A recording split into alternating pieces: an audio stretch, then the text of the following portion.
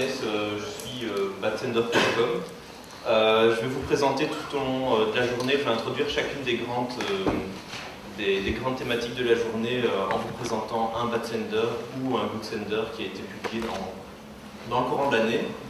Alors j'ai longuement hésité à prendre uniquement des personnes qui participeraient à l'événement, mais je me suis dit que c'était peut-être un peu dangereux, donc j'ai préféré reprendre des personnes qui avaient déjà été publiées et qui finalement ne sont pas présentes ici, donc voilà, je pense que ma sécurité est assurée. La première grande thématique de la journée, ce sera le message. Donc déjà, je pense qu'on est à l'heure. Je vais aller vite, mais pas trop. Alors, qui sait dans la salle ce que veut dire CNG? Ok.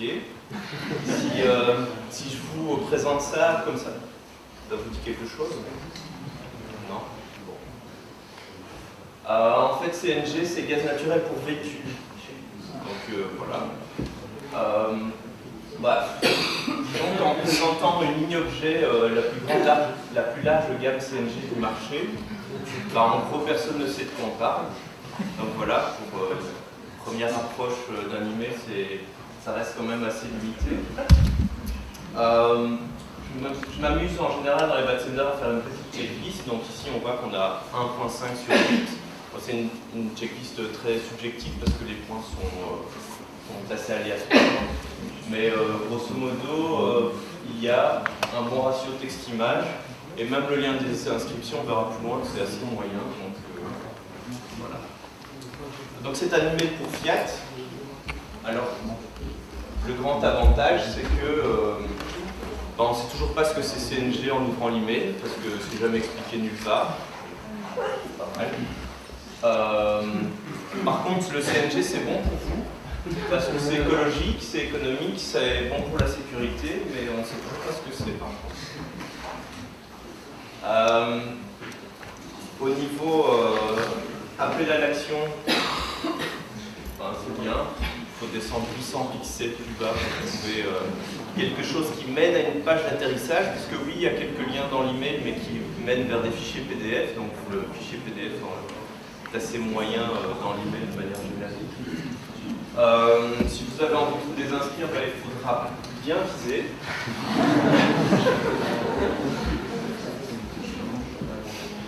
Alors une version texte, non.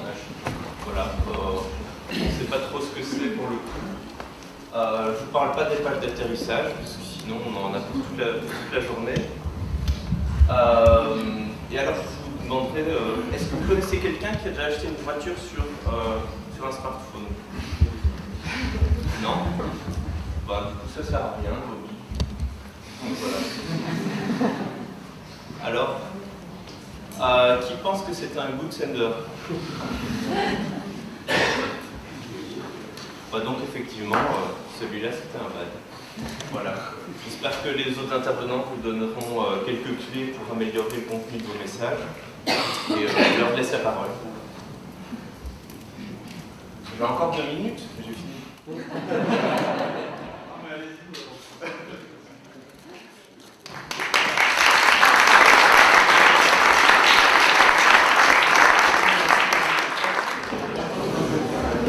Donc cette fois-ci, on part sur la délivrabilité. Donc j'ai environ 4 ou 5 minutes, on va essayer de bien faire. Un routeur. Ça sert à quoi un routeur? Non, franchement, visiblement certaines personnes n'ont pas encore tout à fait compris à quoi un routeur d'email pouvait bien servir. Donc là pour le coup, pas de routeur, un serveur web qui envoie des emails pour un annonceur relativement connu, une checklist à 1 sur 8. Heureusement, il y a un lien de désinscription qui fonctionne, c'est déjà ça.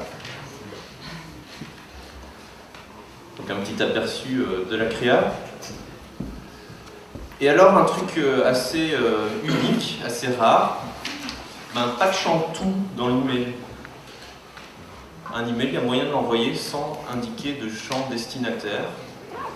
C'est très technique, on ne va pas rentrer dans les détails, mais voilà, bon, disons que le destinataire il sait qui il est, donc on s'en fout. Du tracking, bah, c'est bien de savoir quel est le résultat, taux d'ouverture, taux de clic, ça peut donner des indications pour le futur.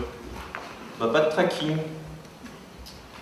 Alors une seule image, on en a déjà parlé avant.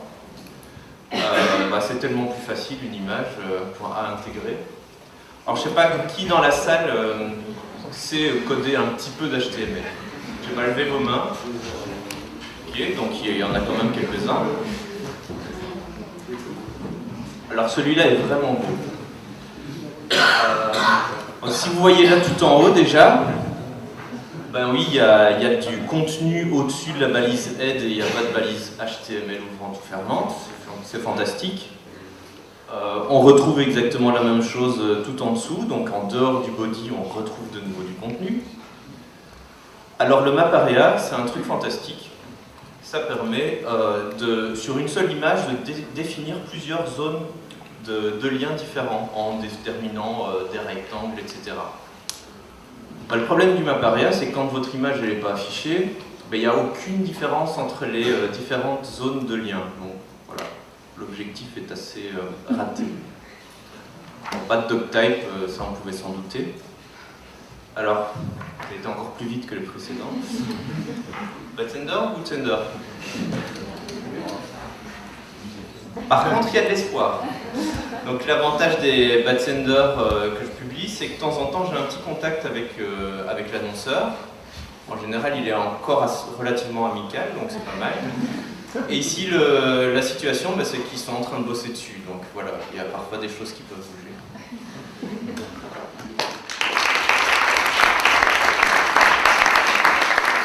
Vous avez vu, c'est étrange. En parlant de délivrabilité, tout à l'heure, on a parlé d'acquisition.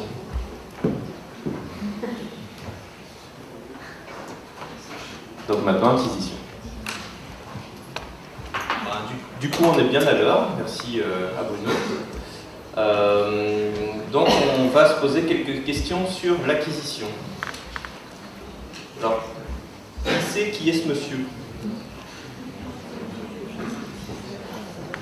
Ok, pas mal. Ben, il faut savoir qu'il m'envoie des mails de temps en temps. On est vraiment devenus super potes. Je sais pas, 8 mails dans l'année, c'est déjà pas si mal, donc... Bon, après, c'est un peu bizarre, hein. Vous allez voir plus loin. Par contre, au niveau score, 4.5, par rapport à ce qu'on a vu tout à l'heure, on s'améliore tout doucement. Ça commence à être beaucoup mieux. Donc voilà le contenu. Alors son problème avec notre ami Fran, c'est qu'il dit toujours la même chose. Donc il a beau m'envoyer 8 emails sur l'année, mais il n'est pas vraiment très varié dans son discours. Donc ça c'est... Voilà, il faut croire qu'il lit pas la presse ou un truc comme ça. Un autre truc étrange, c'est que, ok, c'est Franz-Olivier Gisbert qui m'envoie un mail, c'est sympa, mais quand je l'ouvre, je vois son adresse email. Et là, c'est Jessica qui m'écrit.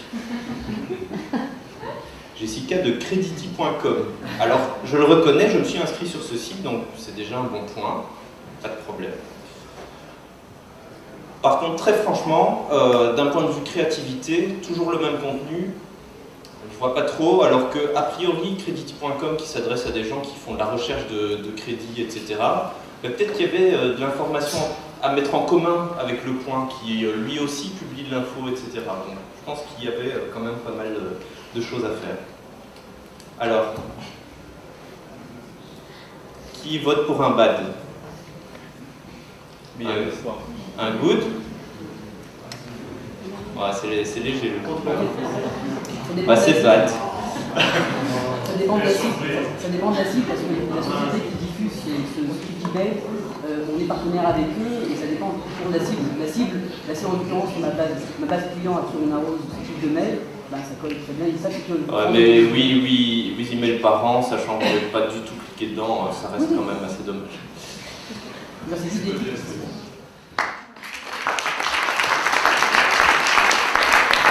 on va commencer par parler un peu de ma vie. Ça intéresse tout le monde, j'en suis certain. Depuis plusieurs mois, je multiplie les allers-retours entre Bruxelles et Paris pour des raisons professionnelles, parce que, comme certains d'entre vous savent peut-être, je suis basé à Bruxelles. Avec la multiplication de mes trajets, j'ai souscrit à une offre de Thalys, enfin une carte de Thalys qui me permet d'avoir de nombreux avantages. Plus je voyage, plus j'en profite. Donc un jour, je me retrouve dans le train et c'est le début, donc j'ai encore ma carte Silver en poche et contrôle, comme d'habitude. Un truc fantastique, c'est que contrôle, et quelques minutes plus tard, un nouveau message de Thalys. Fantastique. Alors, premièrement, j'adore. Par contre, je ne suis pas certain que ce soit prémédité et que ce soit vraiment du temps réel. Pour la confirmation, j'ai posé la question, mais on ne me l'a pas encore dit. Mais quoi qu'il arrive, ça change rien au principe, j'adore. J'adore pourquoi? Parce que c'est du transactionnel. Donc c'est vraiment une action que j'ai déclenchée moi-même. Alors même si je l'avais reçue 48 heures plus tôt ou 24 heures plus tard, on s'en fout. Mais c'est de toute façon moi qui ai déclenché l'envoi de l'email.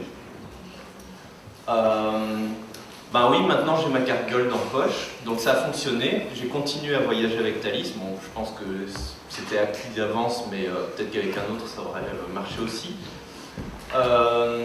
Et puis Thalys est vraiment aux petits oignons. Il fait attention à ce que je fais et à mes trajets, à mes voyages, etc. Il m'explique les choses. Petite fiche d'identité. L'objet ici, c'est accéder à toujours plus de privilèges. Et un 4.5 sur Wix, qui est quand même vraiment pas mal. Un petit exemple du visuel de la campagne. J'adore, mais c'est jamais parfait, évidemment. Première chose, l'objet. Très franchement, c'est intéressant, c'est positif, etc. Mais j'aurais préféré qu'on me parle de ma transaction. Vraiment, parler de la transaction directement dans l'objet, ça va me permettre de m'identifier à l'action que je fais régulièrement et qui a généré l'envoi de l'email. Donc mon attention sera encore meilleure par rapport à l'email. Le visuel est corporate. Enfin, je ne sais pas si vous voyez le lien, c'est quand même assez... c'est pas très très clair, donc voilà, il y a sans doute des choses plus intéressantes à mettre en place. L'appel à l'action, je ne sais pas si vous en avez déjà vu plus long, mais celui-là est vraiment pas mal. Alors que très clairement la phrase qui est située tout en haut, rien que celle-là, s'il avait été souligné, c'était déjà un bel effort. Alors le train c'est plutôt mobile.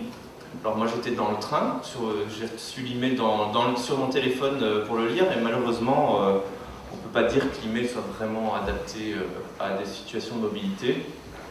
Et puis c'est moche. Mais bon voilà, c'est la vie. Je pense que le look de Thalys de Carte de manière générale a un peu plus de 3 ans et il ferait bien de renouveler un peu les choses. Alors good ou bad sender? Très clairement good, parce que même s'il y a des défauts, le simple fait qu'il arrive au bon moment, qu'il soit ciblé correctement et qu'il parle de mes propres actions, là je pense que le contrat est rempli et c'est clairement réussi. Voilà, merci.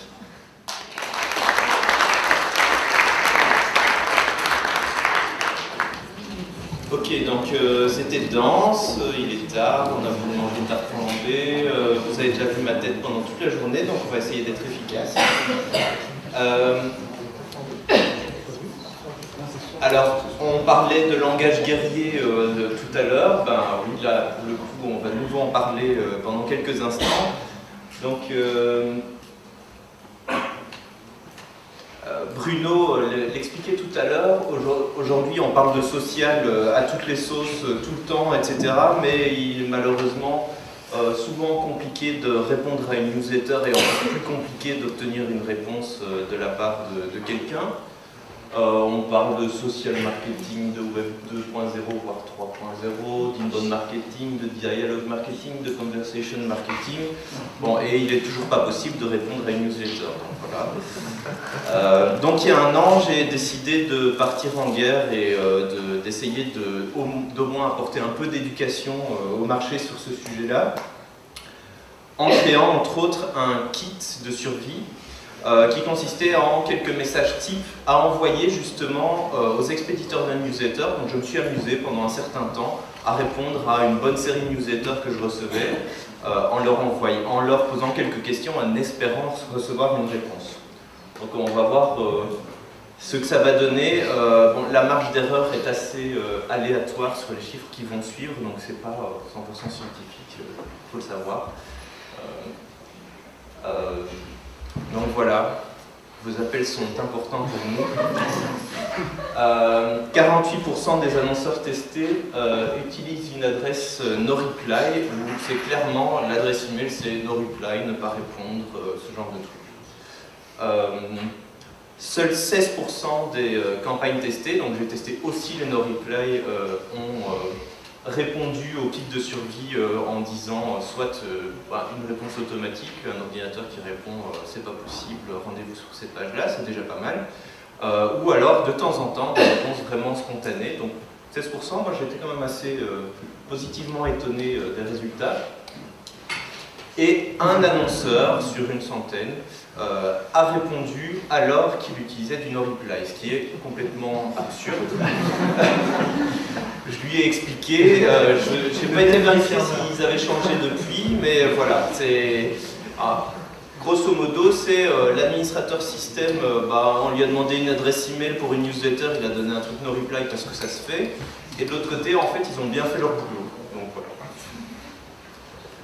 Il y a quelques semaines, j'ai aussi demandé aux lecteurs de Bad Sender quel était leur avis sur le sujet pour avoir quelques chiffres, quelques infos. Forcément, c'est une enquête biaisée parce que c'est des lecteurs de Bad Sender, donc qui ont probablement suivi un peu cette actualité-là, donc leur éducation est sans doute un peu différente par rapport à la moyenne. Que pensez-vous du no-reply? Là, c'est assez clair. 92% en pensent beaucoup de mal. Il n'y en a aucun qui a osé me dire qu'il en pensait beaucoup de bien. Et il y en a quelques-uns qui ne savent pas. Voilà. Dans l'enquête aussi, j'ai demandé qui utilisait effectivement des adresses de type no-reply, répondra, etc. On a quand même 18% qui l'utilisent. Et plus étonnant, il y en a 5% qui ne savent pas. Donc voilà, ils ont répondu à l'enquête, mais ils n'étaient pas forcément au courant. Par contre, parmi ceux qui utilisent le no-reply, mais de nouveau c'est les lecteurs de Bad Sender, donc à voir pour le reste, 86% des utilisateurs de no-reply se disent qu'ils vont changer leur pratique dans le futur, ce qui est quand même une indication relativement positive.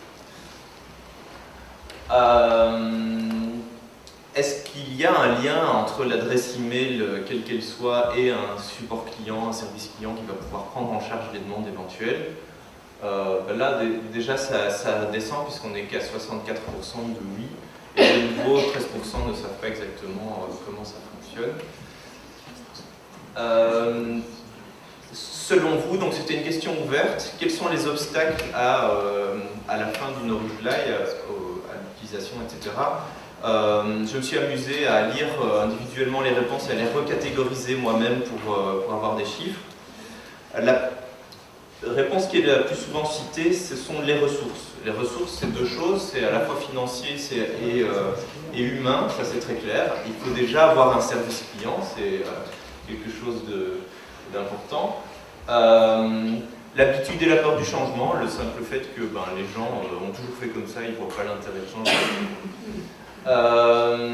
15% les outils, et là je pense qu'il y a beaucoup de boulot à faire pour essayer d'automatiser, de prendre en charge de la part des plateformes de routage, des plateformes CRM, etc., d'automatiser toute la gestion de ce genre d'email. La masse de messages aussi effraie. Il y a 2% qui trouvent qu'il n'y a aucun problème et qu'il faudrait le faire de manière universelle. Et puis il y a les 2% qui sont tout en dessous qui ont encore une autre opinion. Donc en conclusion, on a encore besoin d'énormément d'éducation sur ce type de sujet, et c'est pas si simple. Les ressources, c'est quand même quelque chose de vital, on en a parlé tout au long de la journée. Les gens cherchent quand même les solutions les plus simples et les moins chères, donc je pense que les outils peuvent en grande partie suppléer à ce manque de ressources. Donc là, amis routeurs, gestionnaires de plateformes CRM, etc., au boulot, il y a des choses à faire. Donc je compte sur vous. Encore un truc, en 2014, je vais essayer de relancer une petite bataille sur la partie optimisation. Et je vous en prie, faites-moi des suggestions d'un bon hashtag bien viral et bien costaud sur le sujet. Et toutes les présentations que j'ai faites aujourd'hui seront dans la newsletter de demain. Donc, si vous voulez, inscrivez-vous rapidement. Merci.